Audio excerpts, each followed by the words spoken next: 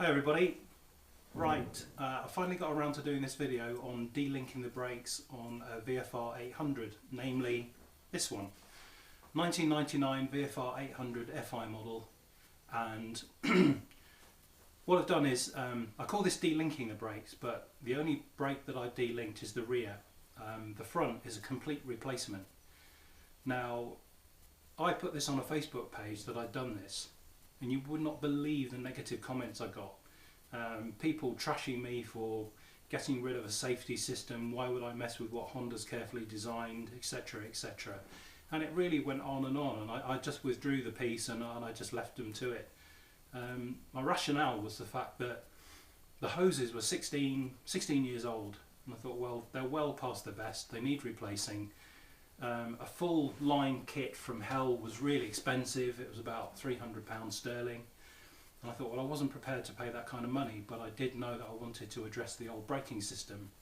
So as a member of the VFR World Forum site, I found a guy on there who'd actually done it, and it turns out he was a brake engineer, so he knew exactly what he was talking about, and I followed his lead. So what I'm going to do is take you through what I did to mimic his work and the results I had. So as I said, the front is a replacement. So all I've ended up with is 2 calipers, 2 lines and a brake master, so it's a conventional braking system. Now, for all the people that have trashed me and hated me for it, all it is a traditional braking system that has served us well for decades, so I can't see any wrong with that. I've been riding bikes for 35 years, I think I know how to use the brakes on a bike, so I didn't see any problem with it. In fact, the link braking system does has one flaw.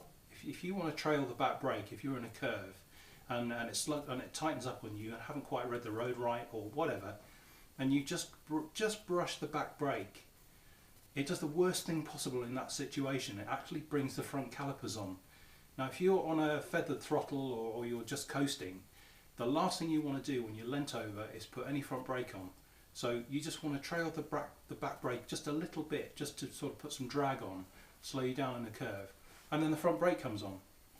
So, you know, you really risk dropping the bike at that particular point. I use the back brake. I've raced, I use the front brake a lot, and I use the back brake to control speed in traffic and over jumps and all sorts of things.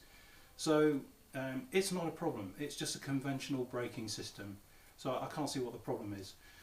This isn't a how-to video. What I'll do is I'll take you through down onto the front and then the rear end and show you what I've done to this, and if you like it, if it helps you, great. If it's just something of interest, yeah, that's great too. But this is what I did. Okay, I'll speak to you in a minute.